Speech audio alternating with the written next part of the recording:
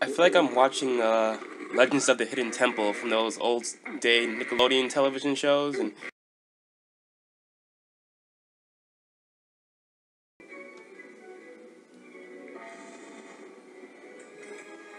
you get a whole set of help to go along. You got the tutorial, and you got the saga of Dragon's Lair, including this not so familiar Space Ace.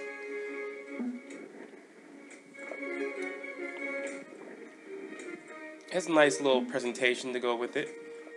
And of course, you can just watch the game. If you can't actually beat it, you can just watch it and just, enjoy the animations. It has a set of options, infinite lives and all these different things that help you along, so you don't have to worry about the old day coin muncher that these arcades really were, because they want you to have a little fun, but not too much before they just steal $6 from you in an hour. We all have the same general preferences and options, so you get the point. So as the game goes, the first trilogy is kind of a Disney-esque look at old day animation. There's not really any shadowing on your characters, but it does its worth. The idea of the game is that you really just want to see your character move and progress. The only problem is, most of the time you don't even look at the animation, you're just looking for your little cues, because this game can get tough. Cheap deaths are very common. The game includes the option to use the director's cut or the actual original mode.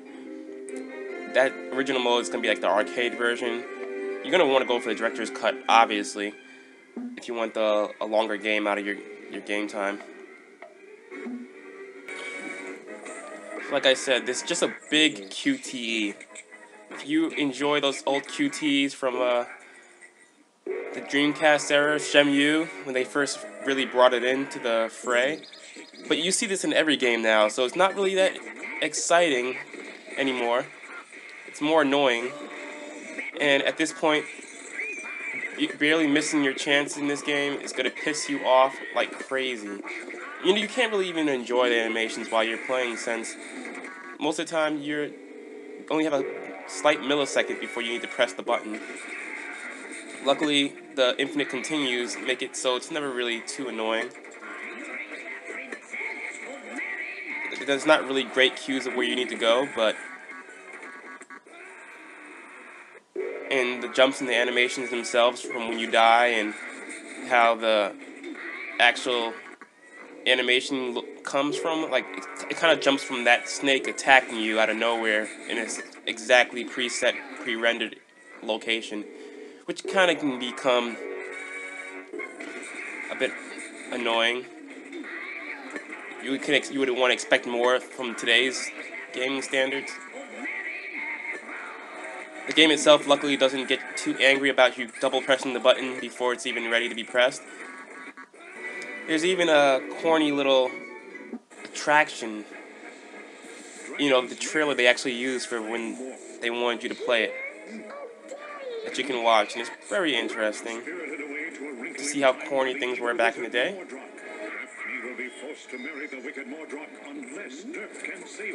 The actual cadet game with the Space Ace, it's a little more difficult. It actually adds more difficulty settings depending on what you pick, instead of just adding a longer game because of a director's cut. And it adds different little gameplay elements you have to do yourself, which heighten the game itself. It's pretty interesting.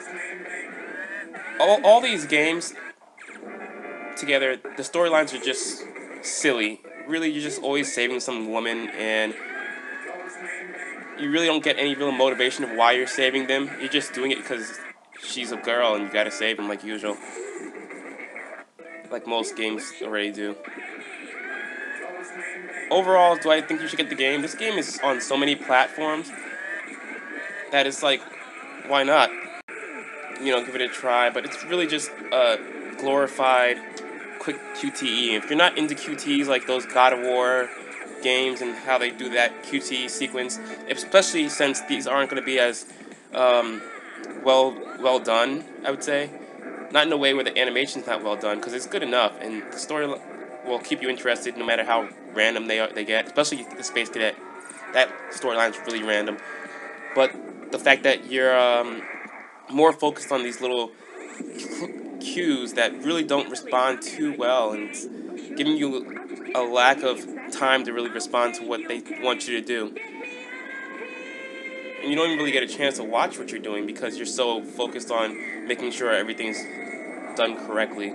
So I would say if you want to see more of this, I would just go on YouTube and look it up instead of buying the game itself. It's really not a game that you're going to enjoy at this point.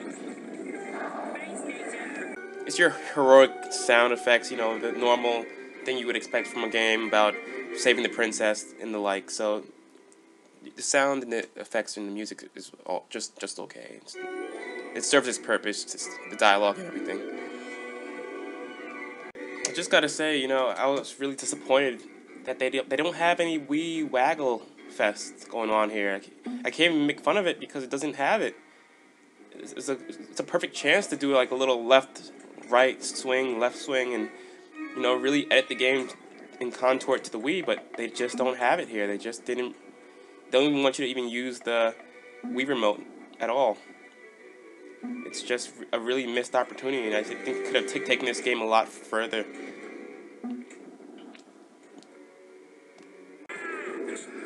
So I would say give it a skip for now, and if someone else has it, you can try it out, but I really think you can just skip this. It's just a little too difficult for today's standards, and it's just not as fun. So, as always, I think you should skip this. Let it go. Let it pass on through. As always, the reviewscell.webs.com. Donate to Sickle Cell Research.